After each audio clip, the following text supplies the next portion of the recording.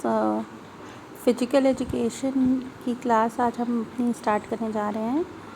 Physical education यानी कि जो आपको फ़िज़िकली जो चीज़ें एक्टिव रखती हैं। और एक्टिव कैसे रहोगे? When you will be healthy and free from the diseases, then you will be active. ठीक है, तो हम अपनी फ़िज़िकल एजुकेशन का अपना पहला चैप्टर स्टार्ट करने जा रहे हैं, हेल्थ एंड डिजीज़ेस। तो हेल्थ क्या होती है? A state of mind and a body is called the health. A good, अब हेल्थ जो होती है बैड भी हो सकती है, गुड भी हो सकती है। तो गुड हेल्थ क्या है? When we are responding to so many things, when we feel hungry, when we feel active, तो हम अब क्या कहेंगे कि दैट वी आर हेल्दी। ठीक है, और अगर उसी जगह अगर हम बीमार होंगे तो हम क्या होगा? हमें भूख नहीं लगेगी, हम फिजिकली फिट नहीं रहेंगे, हम एक्टिव नहीं रहेंगे, तो हम क्या कहेंगे कि दैट कि we are not healthy, we have some kinds of disease. तो इस चैप्टर में हम यही पढ़ने वाले हैं कि हेल्थ और डिजीज़ क्या है, इलनेस क्या है। ठीक है, तो let's start our chapter. First let's start with the introduction.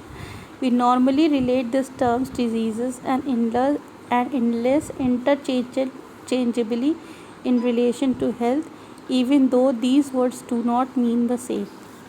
हम जो है डिजीज़ेस और जो इलनेस है उनको इंटरचेंजेबली एक रिलेशन के साथ देखा जा सकता है। अभी जैसे मैंने आपको बताया, जबकि दोनों का वर्ड एक नहीं है, अलग अलग है। Health is the general condition of a person in respect to all aspects of life.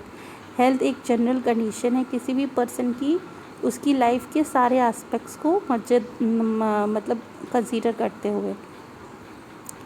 It is also a level of functional और metabolic efficiency of an organism.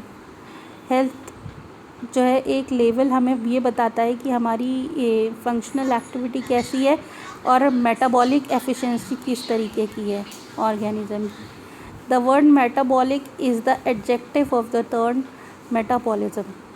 जो मेटाबॉलिज्म क्या होता है? The reactions which is taking place inside and body and outside the body are called the metabolism. तो ये एक metabolic एक जो है टर्म जो है वो इसका एक एडजेक्टिव है, विशेषण है जो इसकी विशेषता बताता है। Which means the whole range of a big chemical process that occur within us और any living organism to produce energy and the basic material needed for the improvement of life process. देखो, हमारी body में बहुत सारी chemical processes होती हैं, chemical process या chemical reactions होती हैं जिससे कि हमारी बॉडी को एनर्जी मिलती है। साथ ही साथ में बहुत सारी ऐसी चीज़ें होती हैं जो हमारी बॉडी को ज़रूरत होती है, जैसे कि बनने की, जैसे कि एंजाइम्स हो गए, प्रोटीन्स हो गए। ठीक है, तो इन सारी चीज़ों के लिए हमें हेल्दी होना बहुत आवश्यक है। Disease and illness adversely affect these process. अगर किसी तरीके की कोई बीमारी है या आप बीमार हो या तो क्या होता है कि ये सारी चीज़ें हमारी लाइफ की प्रोसेस को अफेक्ट करती हैं। And this health, disease and illness are interrelated. और इस तरीके से हेल्थ, डिजीज़ और जो बीमारी होने का कारण है वो क्या है? आपस में एक दूसरे से जुड़े हुए हैं, इंटर रिलेटेड हैं। However, health is not just being free from diseases, illness और injury. हेल्थ को केवल हम ना ये नहीं कहेंगे कि आपको कोई बीमारी नहीं है तो आप हेल्दी हो, या फिर आपको कोई चोट लग गई है या बीमार हो किसी भी वजह से तो आप जो है हेल्दी नहीं हो। As defined by the World Health Organization, that is WHO, health is a state of complete physical, mental and social well-being and not merely an absence of disease or infirmity. तो जो WHO है उसने health की definition ये दी है कि health जो है एक कंप्लीट फिजिकल, मेंटल और सोशल वेलबींग का पैकेज है, जो कि कोई केवल उसको बीमारी या फिर किसी तरीके की इन्फर्मिटी यानी कि इंजरी से नहीं जोड़ के देखा जा सकता है। ठीक है, अब देखिए फिजिकली जब आप फिट हो तो आपको हेल्दी कहेंगे। मेंटल, आप पता चला फिजिकल तो फिट हो लेकिन आप मेंटल, जैसे डिप्रेशन चल रहा है आजकल और आप लोगों ने सुना होगा वर्ड, और कोई इंसान दुखी है तो उसको भी हम हेल्दी नहीं कहेंगे क्योंकि उस समय मन ही नहीं लगता है किसी चीज़ में काम करने का। सोशल एक्टिव नहीं हो आप, किसी से मिलजुल नहीं रहे हो, तो ये तीनों चीज़ें आपस में होनी ज़रूरी हैं एक हेल्दी स्टेट के लिए। आपको फिजिकली भी फिट होना चाहिए कि आप आराम से एक्टिव हो, मेंटली भी आपको रिलैक्स्ड होना चाहिए और सोशल भी आपको होना चाहिए। ठीक है, तो अगर ये तीनों चीज़ें हैं तब आपको या किसी भी एक व्यक्ति को हेल्दी बोला जा सकता है। ठीक है, अब now what is illness. Let's now see how is illness different from that of disease. अब हम ये देखेंगे कि जो इलनेस है वो डिजीज़ से किस तरीके से डिफ़र करती है। ठीक है, while illness and disease are at times used interchangeably, these in fact are different from each other. Disease refer to a biomedically defined deviation from the norms of body functions or structure, whereas illness is the experience of this deviation. देखो disease क्या होती है, जब हमारी body functions में किसी तरीके की प्रॉब्लम्स आने लगती हैं तो या स्ट्रक्चर में किसी तरीके की प्रॉब्लम आने लगती है तो हम उसे बायोमेडिकली क्या कहते हैं, अनफिट कहते हैं। और इलनेस क्या है, इलनेस इसका एक्सपीरियंस है, जिस तरीके की प्रॉब्लम आ रही है उस प्रॉब्लम को हम जो फेस कर रहे हैं और उस प्रॉब्लम को फेस करते हुए जो हमें परेशानियां आ रही हैं। ठीक है, अब जैसे हमारा पेट दर्द है तो पेट तो दर्द हो ही रहा है, कुछ स्टमक इन्फेक्शन या कुछ है तो ये एक तरीके की बीमारी हो गई। और जो हम पेट दर्द कर रहा है और जिसकी वजह से जो हम काम नहीं कर पा रहे हैं वो क्या हो गया, उससे डेविएशन हो गया। ठीक, it is a state of experience by the body when one or more of the control system of the body are not functioning normally। तो ये जो एक्सपीरियंस है बॉडी का जिसमें हम एक से ज़्यादा अपनी बॉडी में कंट्रोल खो देते हैं और अपना हमारे जो बॉडी के फंक्शन होते हैं वो नहीं चलते हैं तो उसको हम क्या कहते हैं, illness. Illness refers to a subjective distress feeling of a person when one is sick and suffering from some diseases। Illness जो है एक तरीके का सब्जेक्टिव डिस्ट्रेस है जो कि हम फील करते हैं जब हमको कोई बीमारी होती है। ठीक है, अब स्टमक इन्फेक्शन है ये तो हम वो दर्द हो रहा है। ठीक है, तो ये क्या है, हमारी suffering.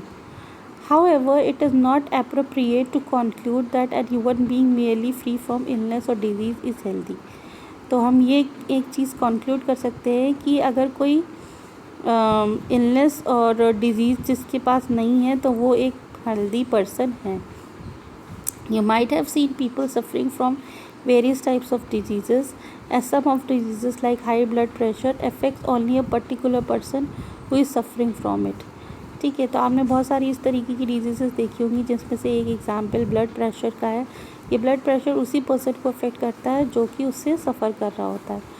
On the other hand, some diseases such as common cold spread rapidly and affect a number of people in very short period।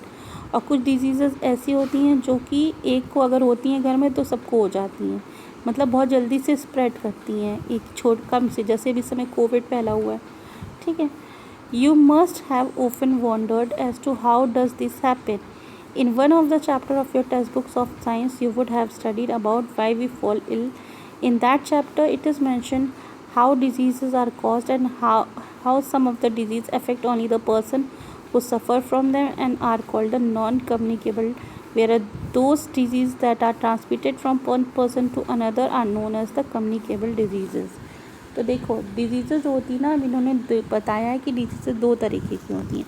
एक डिज़ीज़ होती है जिसमें जो पर्सन होता है वो खुद सफ़र करता है, उस डिज़ीज़ से बाकी के लोग अफेक्टेड नहीं होते, यानी कि वो डिज़ीज़ स्प्रेडेबल नहीं होती है। तो ऐसी डिज़ीज़ को हम नॉन कम्युनिकेबल डिजीज़ेस कहते हैं।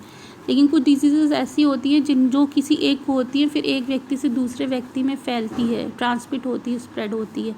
ऐसी डिजीज़ेस को हम कम्युनिकेबल डिजीज़ेस कहेंगे। और एकदम लेटेस्ट एग्जांपल तो ये जो अभी कोविड का चल रहा है ये है हमारी कम्युनिकेबल डिजीज़ेस। बीपी, डायबिटीज़, ये सारी क्या आएंगी, नॉन कम्युनिकेबल डिजीज़ेस। ठीक है, तो इसको एक बार डिटेल में पढ़ते हैं।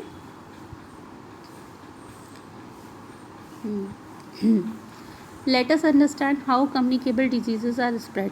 तो ये तो हमें पता चल गया कि जो कम्युनिकेबल डिजीज़ेस होती हैं वो तेज़ी से स्प्रेड करती हैं, फैलती हैं, पर अब हम ये पता लगाएंगे कि किस तरीके से स्प्रेड होती हैं। These diseases are caused by certain infectious agent which may be bacteria or viruses। Basically ये जो डिजीज़ेस होती हैं वो बैक्टीरिया और वायरसेस के थ्रू फैलती हैं। These are capable of being transmitted from one person to other, from environment to a person। ये जो डिजीज़ेज़ होती हैं, ये जो डिजीज़ेज़ होती हैं जिनमें बैक्टीरिया और वायरस इन्वॉल्व होते हैं, ये जो है बहुत तेज़ी से एक पर्सन से दूसरे पर्सन तक या इन्वायरमेंट से दूसरे पर्सन तक आराम से फैल जाते हैं। क्लासिफिकेशन, तो communicable diseases can be classified on the basis of the causative agent, कि कौन उन कम्युनिकेबल डिजीज़ेज़ को कॉज कर रहा है, उसके अकॉर्डिंग हमने कम्युनिकेबल डिजीज़ेज़ को 5 टाइप्स में वो क्लासीफाई किया हुआ है। पहला है जैसे बैक्टीरियल डिजीज़ेज़ के एग्जांपल्स हैं typhoid, cholera and tuberculosis. Viral diseases के एग्जांपल हो गए common cold, influenza, HIV infection और डेंगू। प्रोटोजोअल के हो गए मलेरिया और कालाजार। फंगस के हो गए फंगल इन्फेक्शन और nails, groin, skins and hair. Parasitic के हो गए इन्फेस्टेशन और intestinal worms like round worms और लाइस। तो ये सब क्या हो गए, parasitic infection. The mode of transmission, the mode of transmission can be classified as direct and indirect transmission. इसको हम क्लासिफिकेशन के जो है 2 तरीके हो सकते हैं, जैसे कि एक डायरेक्ट होगा और एक इनडायरेक्ट होगा। डायरेक्ट ट्रांसमिशन में क्या है, जब हम कोई भी डिजीज़ या इन्फेक्टेड चीज़ों को हम डायरेक्ट होल्ड करते हैं तो हम इसको डायरेक्ट ट्रांसमिशन कहते हैं। और इनडायरेक्ट मतलब जब हमें किसी के थ्रू वो हो रही होती है तो उसको हम कहते हैं इनडायरेक्ट। तो डायरेक्ट कॉन्टैक्ट और टचिंग क्या हुआ, when we touch a person और come in contact with the skin और mucous membrane of the disease person, it transmit the infection like skin and eye infection. पहला हुआ हम अगर किसी भी इन्फेक्टेड पर्सन को टच कर रहे हों और हम उसकी स्किन और म्यूकस के संपर्क में आ रहे हों तो वो क्या हो गया, डायरेक्ट टचिंग। दूसरा होता है ड्रॉपलेट इन्फेक्शन, जिसमें पर्सन स्नीज करता है या छींकता है तो उसमें जो होते हैं ना वो ड्रॉपलेट्स निकलते हैं। वो ड्रॉपलेट्स जब आप इनहेल कर लेते हो, सलाइवा के वो ड्रॉपलेट जब आप इनहेल कर लेते हो तो वो क्या होता है, आपको वही सेम इन्फेक्शन हो सकता है। जैसे छींक आती है, छींक इसीलिए कहते हैं कि छींक करते समय हमेशा मुंह में आपको हैंडकरचीफ रखना चाहिए, या अगर कोई छींक रहा उसने नहीं किया है तो प्रिकॉशनरी आप अपने मुंह पे हैंडकरचीफ रख लिए, सो दैट कि आप वो इन्फेक्टेड, अगर इन्फेक्शन है किसी तरीके का तो वो आपको ना आपके अंदर ना इन्वेट कर सके। Next is the contact with the soil, it can acquire the diseases agent directly and may spread diseases such as hookworm infestation and tetanus। तो जैसे कभी कभी आप लोग जब गिर जाते हो आपको चोट लग जाती है, चोट लगती है तो आपको धूल आपके चोट में लग जाती है तो आपको टेटनस का इंजेक्शन लगाना पड़ता है ना। तो धूल में क्या होता है, कभी कभी इन्फेक्शन हो सकता है जो कि आपकी चोट, क्योंकि आपकी स्किन वहाँ की खुल जाती है तो वहाँ से माइक्रो ऑर्गेनिज्म आपकी बॉडी के अंदर आराम से ईजिली जा सकते हैं, तो उस केस में आपको टेटनस का इंजेक्शन लगाना पड़ता है। इसके अलावा आप जैसे अगर आपने कुछ इस तरीके की मिट्टी या कभी किसी ने बाई चांस बाई मिस्टेक खा ली तो ये जो वर्म्स होते हैं उनके उस पर एग्स पड़े रहते हैं, वो आपकी बॉडी के अंदर चले जाते हैं और they start growing over there and they form the hook worms. ठीक, नेक्स्ट है इनॉकुलेशन इनटू स्किन और mucosa. Certain diseases spread in other ways. For example, rabies is spread in humans from animals and it is generally known that it occurs due to the dog or a monkey bite। ज़्यादातर जो आपने rabies के बारे में सुना होगा, rabies dog कुत्ते के काटने या मंकी के काटने पे होता है। Hepatitis occurs owing to virus transmitted through contaminated needle. जो हेपेटाइटिस की डिजीज़ होती है वो वायरस इन्फेक्शन है, वायरल इन्फेक्शन है जो कि ट्रांसमिटेड होती है अगर आप कंटामिनेटेड नीडल्स को यूज़ करें तो। HIV ह्यूमन इम्यूनोडिफिशियंसी सिंड्रोम या वायरस जो होते हैं they transmitted by the sexual contact और by the transmission of infected blood from an infected person. ठीक, ये सेक्सुअल कांटेक्ट के थ्रू भी हो सकती है डिजीज़, और साथ ही साथ ये अगर आपने किसी को इन्फेक्टेड ब्लड जो उसका HIV हुआ और उसका ब्लड आपको चढ़ा दिया गया है, ट्रांसफ्यूज़ कर दिया गया है, तो उस केस में भी आपको HIV का इन्फेक्शन हो सकता है। HIV can be transmitted by the HIV infected mother to the baby and cause AIDS. HIV जो है माँ से होने वाले उसके बच्चे को भी हो सकती है अगर माँ को HIV एड्स है तो। Next is the indirect transmission. Communicable diseases का आर ऑल्सो ट्रांसमिटेड डायरेक्टली। अभी तक हमने डायरेक्ट ट्रांसमिशन पढ़ा था, अब हम इनडायरेक्ट देख रहे हैं। तो कम्युनिकेबल डिजीज़ जो है इनडायरेक्टली भी ट्रांसमिटेड हो सकती हैं, जैसे कि 5 Fs के थ्रू, फ्लाइज है, फिंगर्स हैं, फोमाइट्स हैं, ठीक है, फ्लूइड है, फूड है, फ्लूइड है। तो these are the indirect communication जिनको हम कंज्यूम करते हैं, ठीक है। Some diseases are spread through water, food, eyes, blood and body tissues and organ. तो ये कुछ डिजीजेज जो है पानी, खाना, ब्लड, बॉडी टिश्यूज़ और ऑर्गन्स के थ्रू भी ट्रांसमिट कर सकती हैं। इसके एग्जांपल्स हैं टाइफाइड, डायरिया, पोलियो, ठीक है, intestinal parasites and infective hepatitis. A living carrier is also known as vector is a disease agent that lives on or inside the body of the carrier causing disease like malaria or plague। Malaria के बारे में सुना होगा, malaria मच्छर के काटने से होता है, सबको पता है। तो मच्छर के अंदर एक वो होता है वायरस, प्लाज्मोडियम वाइवेक्स वायरस होता है। जब मच्छर उस किसी इन्फेक्टेड पर्सन को काटता है तो वो प्लाज्मोडियम वाइवेक्स उसकी बॉडी के अंदर एंटर हो जाता है ब्लड के थ्रू, और फिर जब वही ब्लड वो दूसरे हेल्दी पर्सन की बॉडी में जाता है और उसको काटता है तो वो ब्लड उसमें ट्रांसफ्यूज़ कर देता है, जिसकी वजह से उस हेल्दी पर्सन को भी मलेरिया होने का खतरा हो जाता है, ठीक है। तो फोमाइट्स ऑब्जेक्ट्स का मतलब होता है जैसे किसी की हम इन्फेक्टेड पर्सन की टॉवल, हैंडकरचीफ्स यूज़ कर लें, टॉयज़, ग्लास, स्पून्स यूज़ कर लें, ठीक। तो these are the examples of the indirect transmission। Healthy people also spread diseases if they are carriers। These are the people who themselves may be immune to that organism they harbor but can source of transmission to other as happen in case of typhoid।